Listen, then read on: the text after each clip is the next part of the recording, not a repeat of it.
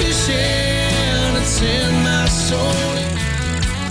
Welcome to the Salt Strong Podcast, disrupting fishing entertainment as you know it. Prepare to laugh. Prepare to get to know fishing legends in a whole new and unfiltered way. And on occasion, you might even learn a thing or two about fishing. Here's your host, Joe Simons. Like diamonds.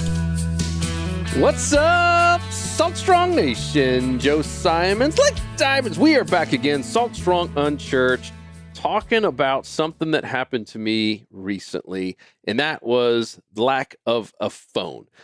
So let me take you back in time. This is, by the way, something I'm going to be able to tell my grandkids that I went 4 days without a cell phone. They're going to just wonder how the heck I did it. And I'm going to tell you really what I discovered in a really, really awesome way. And it's something I want to give you a kind of a little challenge at the end. So going back in time, just a week and a half ago, we have a new team member named Nate. And Nate is really our integrator. And what that means, at least for our company, is someone to come in and kind of integrate everything. That means all the systems and all the processes. That means integrating the people, that we're all on the same page, that we all know who's accountable for what. As a small company, Salt Strong started off with just Luke and I. And then, you have a first hire, if you will, and you have a third person, then a fourth, and a fifth. And if you guys can believe it, we're actually up to 12 people now. And once you start getting over 10 people as a small business, and some of you guys and gals who have been there and done that, you know this. Some of you striving to get there do know this, because it will happen. Things start changing, and both good and bad. You just start getting bigger. It's tougher to manage people. It's tougher to hold people accountable. It's tougher for the team to all understand, your vision as a leader, and vice versa. If you're an employee or a team member, it as you guys know, it just gets tougher to understand. Hey, like, what are they thinking behind closed doors, and where are we going? What is the goal this year? And where should I document this? And if I have a question, who should I ask? Everything from the accountability charts, et cetera. And I share all that with you because I think it's important just to help entrepreneurs out any way I can. And so we're all meeting. We're having a 2-day meeting in our office, our brand new office here in Winter Haven, Florida.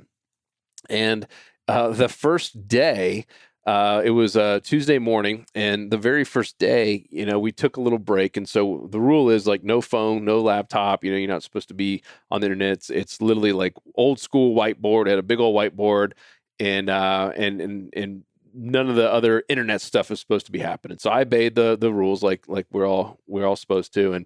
But at the break time, I checked my phone, and like literally my phone completely died. And I'll tell you what happened in a cool little trick to make sure it doesn't happen to you. But my iPhone 11, which is a new phone, just went completely wouldn't start up. It was dead. I tried every little trick possible, and it was just dead. And so I honestly got stressed out, like a lot of you would. And it was like Nate and Luke could tell that it was on my mind. Like I was like, oh my gosh. And so as soon as we ended the meeting at 5:00, I went to the Verizon store, and they're like, man, we can't start this thing up either. The battery is it's gone. So I'm like, great. And so, that night I'm going out to dinner with Nate. So got no phone, and, can't call my wife, can't get in touch with anybody. And I want to make sure she was good with the 3 kids and knew that I wasn't going to be home. And it's like, I'm just stressed out this very first day without a phone. And then the next morning, happens. And bad news is I did have to ask my wife to set an extra alarm for me on her phone, because I use my phone for my alarms. That part I did miss.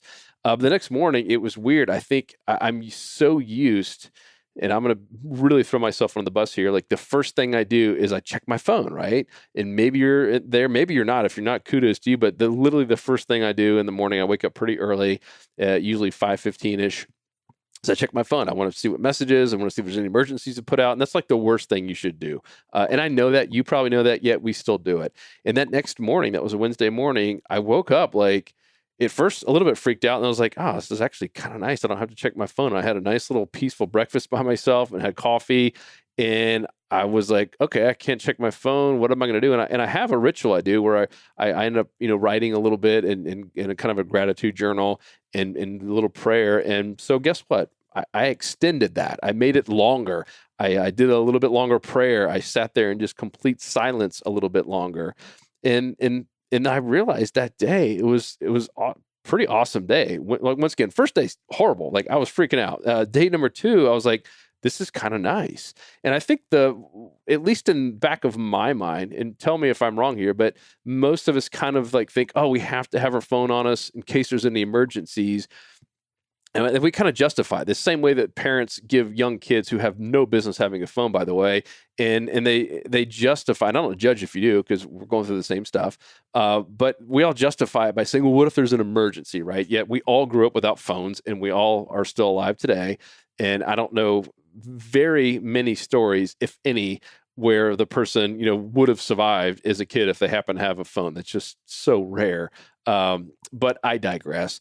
So I'm always justifying it that, it's in a case of an emergency. And what I found after not having a phone going on day two, and I'll share what happened to day three and day four, is that the emergencies went away because no one could reach me. And guess what? Everything ended up just solving itself. Just like if you passed away today, it would be horrible. It would devastate your family and friends and me if I know you. It would be horrible, but yet life would go on. All those problems that you thought you had to fix that day, they would get solved, or they would just get swept under the rug and they would be gone and no one would care about them. And that was like eye-opening for me. I was like, man, all these little things, like basically what I'm saying is by having the phone and by always being connected to my phone, I was creating a lot of little emergencies that didn't need to happen. It was causing a little bit of just stress and extra anxiety on my life that didn't need to be there. And it took me getting away from the phone to realize how much just stress and small little always emergencies like 911, meaning I'm talking about 911, meaning like everyone's got some little emergency or it's a quick text that literally throws you off. And so let me go back into what happened. So day two, full day two of not having a phone, I'm now more engaged. I'm more in tune to the meeting. I'm giving better feedback. And that night, like I was just more present with Nate and Luke and my kids. And the next morning, so now I'm on Thursday, no phone, because I have to go to an Apple store. And the closest Apple store is Tampa. I live in Winter Haven, good hour away. And so I'm like, I had a ton to do Thursday. And that Thursday, I kid you not, was one of the better days I've had in a long time. And I'm talking about in terms of like just efficiency and effectiveness, getting stuff done and listening. That's a big thing that I struggle with big time, is just slowing down to listen. And I'm just telling you, like without those emergencies and without text messages coming in and without checking social media, and this was all in the midst of, this whole election mess. And I literally just got rid of all of it. I watched no news because we don't watch news at our house. I had no Facebook, no Instagram. I was not going on desktop. I literally was just completely disconnected. And it was awesome. And guess what? Even with running a team where I'm the CEO of the company, not a single emergency happened. And yet I look back at some of my emails, some of those things I would have considered emergencies. I would have been all over it and I would have stopped what I was doing and left the dinner table early. And yet I was just sitting there just so engaged with the kids. I was outside. I was doing Legos with Shauna, who loves doing Legos. And doing some outside things with Savannah and Jackson, rode the bike with the kids, stuff that I normally might say no to in the middle of the day or late afternoon because, I've just got too much going on. I have too many little emergencies.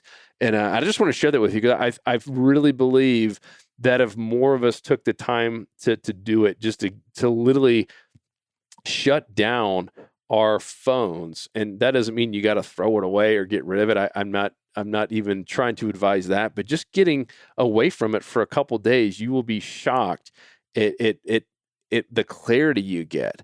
And especially if you take a little extra time in the morning to start praying and maybe go back, read the Bible, do a little bit longer journaling on your gratitude journal. It was amazing some of the cool things I started seeing happening in just a short amount of time in my life. And I really did feel like I just had more clarity and was more focused. And so now I'm getting to Thursday night. And so it's like, you know what? I can't go forever without a phone. Or could I? And I had a long debate with myself about just going to get like an old school dumb phone, meaning the opposite of a smartphone, one that just makes calls and maybe does texting. And I've heard a lot of executives are now doing that just because there's such a time suck having a phone that has email and social media. Just getting rid of those two things alone. I mean, just think what it would do for your life in a good way. And yeah, you might miss a couple things, but in reality, are you really? I realized after 4 full days, I didn't miss a single thing. I'm talking like I literally didn't miss a single thing. I didn't have any real big emergency.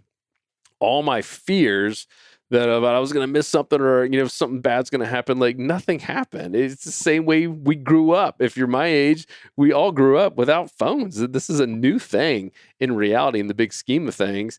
And we all grew up without that. It was funny. I hadn't made that trip to Tampa in a while, and I had to go to MapQuest and print out the directions because I wasn't exactly sure on the last couple of turns to get them all. I just hadn't been on that side of Tampa in a while. So it was funny. It reminded me of like old school, like having to go out and print off MapQuest directions. But besides the direction part, besides my alarm, I really didn't miss much else. And what was cool and kind of my challenge to you when I did get my phone back, now I'm really in tune with that little, at least on iPhone, I assume that other phones have it as well, but where they track how long you've been on your phone on social media. And of course, because I had 4 days with no phone, I was at like all time low. It was like an hour of average, daily use or whatever it was. And many times, just being candid, I've had 5 hours, because I spend a lot of time on my phone, especially when I'm traveling. I'm doing all my work from my phone. And so now I'm just trying to cut it in half and stay there. And I challenge you to do the same thing. I'm telling you, it will help so much with your relationships. I saw that big time, just being able to slow down and actually have an enjoyable dinner without your phone dinging and going off and distracting you. You have better work relationships. You'll get more stuff done. You won't kill your momentum, which is like the number one thing I think a phone does. It kills your momentum. Anytime you get that little ding, we're like Pavlov's dog and we stop what we're doing, we kill all of our momentum, and then we go jump on whatever little small emergency that's not really an emergency. So I share that with you. I don't just felt called to do that. And the reason we're doing Unchurched is because this is also a great time to spend a little less time in your phone and a little more time just in prayer. I think that's really my biggest challenge to you, is to cut back on the phone. You don't have to go delete all your apps and turn your phone off forever, but just take that extra 30 minutes a day and stay off of social media and off your phone and just do a little bit more praying. I think you will be blown away with the magic that starts happening in your life, and even the prayers that start being answered in your life, all because of shutting down your phone, even for just 30 minutes a day. Just start there and really do, if you can. And I know you can, because I did it. And once again, I got a family of 5 that I'm in charge of, or my wife would say she's in charge of, but I play some role, and I definitely am in charge of a company with 12 people now. And I was able to go 4 days without it, and I didn't lose an ounce of sleep. In fact, I was sleeping better. Everything was better except for my alarm and my inability to get good driving directions without my phone. So, guys, I hope this helps. I hope this hits the right person that it's intended to. I just felt God asking me to kind of share this story, because I know the phone is going to continue to be something that hampers us as Christians and as godly men and women. It can be a massive distraction. There are so many just really bad, like horrible bad rabbit holes that you can go down on these phones and through social media. And that, not just talking about like bad sites. I'm just talking about even bad conversations and hate and all the just animosity and division that's happening on social media in particular. It's really easy to get sucked into that. And I'm just telling you, with 4 days, especially with all this pre and post election stuff that I got to miss out on, it was super refreshing not to even have to think about it. So guys, love you. I hope this helps. Please, if you like this, hit me up. I'm joe@saltstrong.com, JOE@saltstrong.com. I would love to hear from you and any thoughts on any other topics or questions for Salt Strong Unchurched. Peace. I'm out. 'Cause fishing, it's in my soul. It was past